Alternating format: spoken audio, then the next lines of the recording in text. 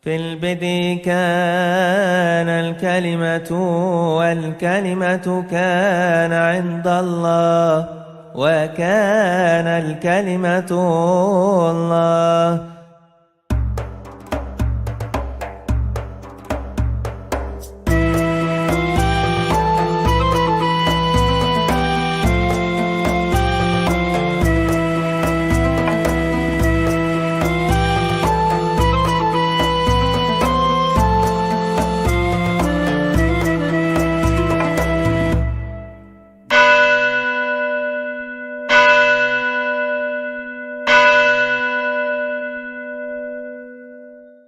Nah, selain jalur Laja yang sekarang ini kita tempuh menuju ke Laut Mati, itu ada yang namanya Via Maris atau jalur laut.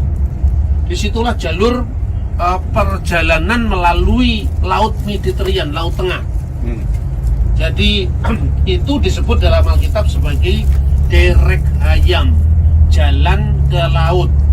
Itu berada tercatat di dalam kitab Nabi Yesaya pasal 8 ayat 23, yaitu di kemudian hari Tuhan akan memuliakan jalan ke laut seberang sungai Yordan, Galilea wilayah bangsa-bangsa.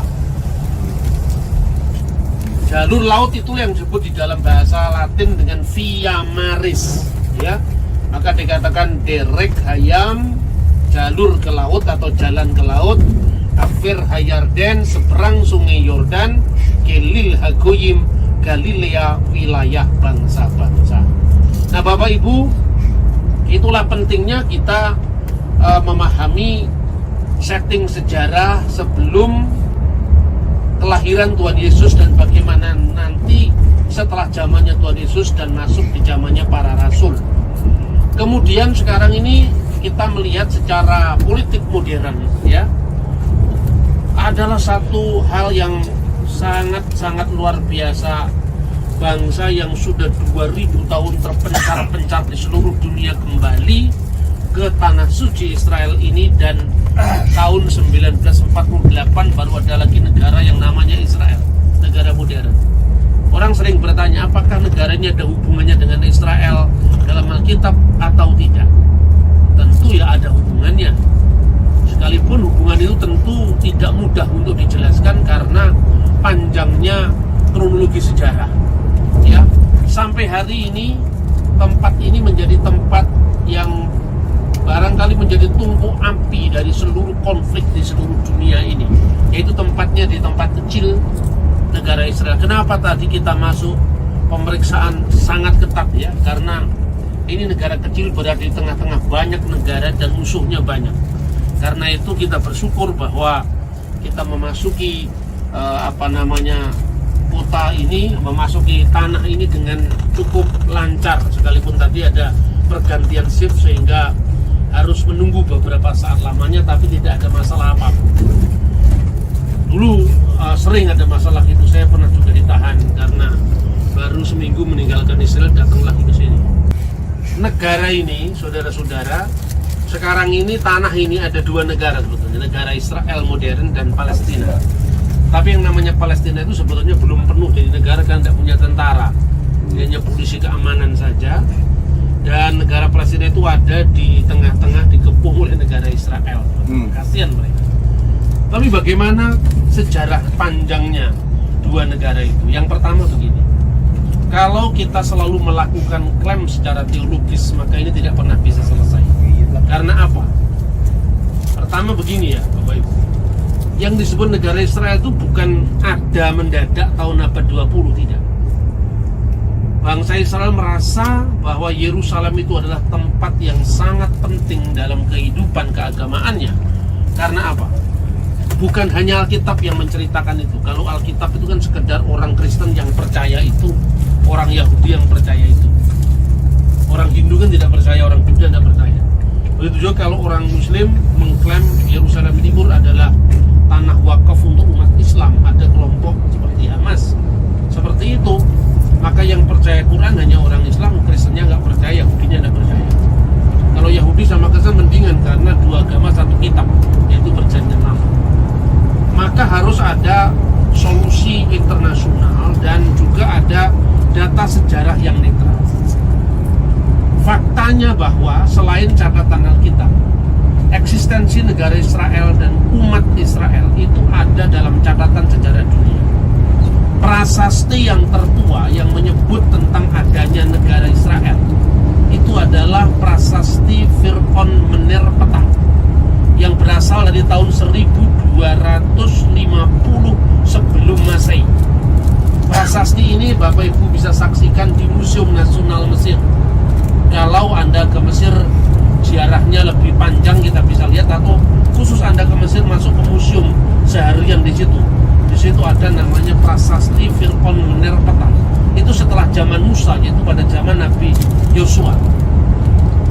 Prasasti kedua itu ditemukan di namanya adalah prasasti Batu Mesa yang ditemukan di Yordan, di mana di sana diceritakan tentang eksistensi orang yang bernama Omri Melek Israel, Omri Raja Israel. Samaria.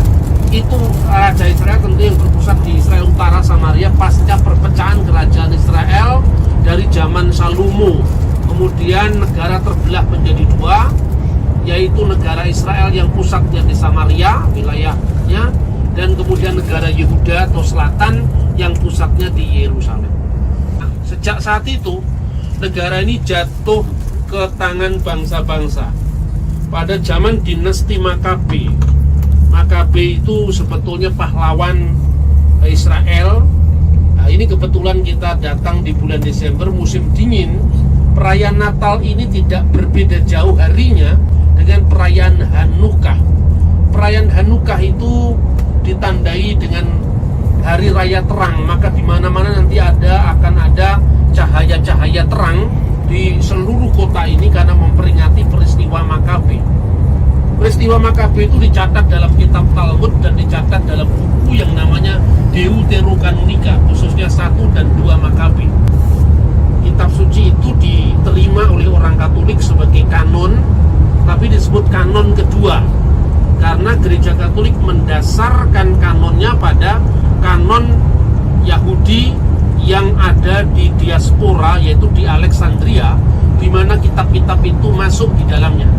Sementara orang Protestan mendasarkan pada kanon Yerusalem, di mana Deuterokanonika tidak masuk di dalamnya. Ketika kita berada di tanah suci, sekarang paradigma kita mesti berubah karena ternyata justru perayaan Yahudi itu adanya dalam kitab Deuterokanonika, itu sifatnya pasca Musaik, jadi setelah zaman Musa. Nanti Bapak Ibu akan lihat ada kaki dian yang bercabang 7, itu namanya menorah, bukan menoreh. Kalau menoreh di Jawa Tengah, menorah ya. Kaki dian 7 itu ada dalam Taurat Musa. Satunya kaki dian yang bercabang 9. Itu yang namanya Hanukkah. Itu untuk memperingati perayaan penahbisan bait suci.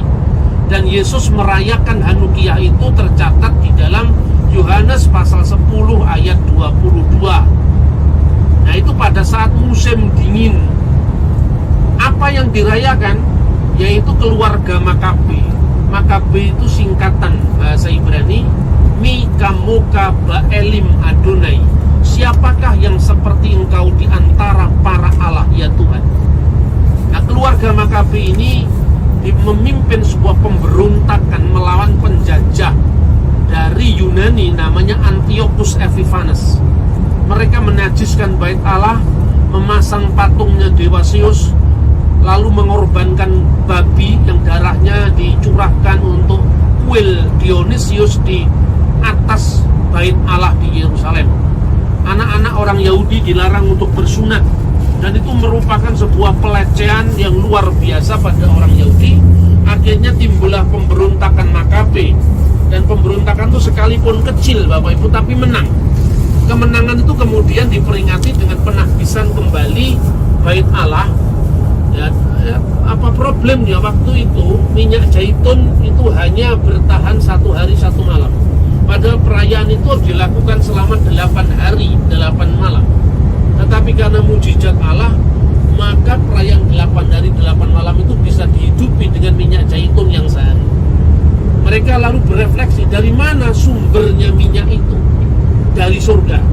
maka ada 4 di kanan, 4 di kiri, yang di tengah lebih tinggi, itu namanya Samas, yaitu lilin yang paling di tengah itu yang menjadi lilin surgawi yang menghidupi lilin-lilin yang lain. Jadi nanti kalau kita lihat banyak di toko souvenir atau di kota-kota, nanti kita lihat lilin Hanukkiyah, itu bisa ngerti kenapa ada yang jumlah 9, ada yang berjumlah 7. Nah itu Bapak Ibu. Kemudian setelah Makabe berkuasa, itu kemudian terjadilah penindasan atas sesama orang Israel. Lalu terjadi konflik. Kenapa terjadi konflik? Karena keluarga Makabe yang namanya Yonatan Makabe itu bersekutu dengan anaknya Raja Antiochus Epiphanes yang dulu menindas Israel, namanya Alexander Balas. Dia mengangkat diri sebagai imam besar di Bait Allah Yerusalem, sehingga imam yang berhak dari keturunan Sadok, yaitu Saduki, menjadi sangat marah. Lalu mereka mengasingkan diri ke Laut Mati. Nah, orang inilah yang nanti disebut sebagai Moreh Hasedek atau guru kebenaran, yang ternyata meninggalkan teks-teks kitab suci yang usianya lebih dari 2000 tahun yang nanti bisa kita lihat selama kita berada di Museum Israel di Yerusalem. Ya, Bapak Ibu, maka ini satu mujizat besar bahwa kelompok Eseni atau kelompok Yakat yang dipimpin oleh imam yang namanya Onias keempat, yang gelarnya Moreh Hasedek, guru kebenaran, itulah yang meninggalkan 11 gua di lingkungan gua-gua Qumran, yang isinya sebagian besar adalah seluruh Alkitab Perjanjian Lama. Sebelum kita memiliki naskah Qumran, naskah tertua yang dijadikan dasar penerjemahan seluruh Alkitab itu namanya naskah Masoretik. Salah satu naskah itu kemarin disimpan di sinagoga Ginisa, sekarang sudah diambil dan tidak ditempatkan di sana lagi. Sebagian juga ada di Museum Israel. Nah itu artinya apa? Kita memiliki Alkitab yang usianya 2000 tahun lebih dari zaman kita, dan 1000 tahun dari naskah Masoretik yang selama itu kita anggap tertua. Makanya Alkitab King James, terjemahan lama, itu semua dasarnya dari Alkitab yang ditemukan di Masoretik itu. Setelah ditemukan naskah Qumran, kita memiliki perbandingan naskah yang usianya 1000 tahun lebih tua dari naskah sebelumnya. Kenapa King James memakai naskah yang lama itu? Karena memang naskah Laut Mati baru ditemukan tahun 1947. Setahun kemudian berdirilah negara Israel. Jadi saya kira bukan kebetulan kalau ini, bagi saya pribadi, ini adalah satu bukti dari Tuhan bahwa sebelum munculnya negara Israel itu dipersiapkan dengan dokumen sejarah yang membuktikan bahwa mereka memiliki jejak sejarah yang sangat kuat di negeri ini.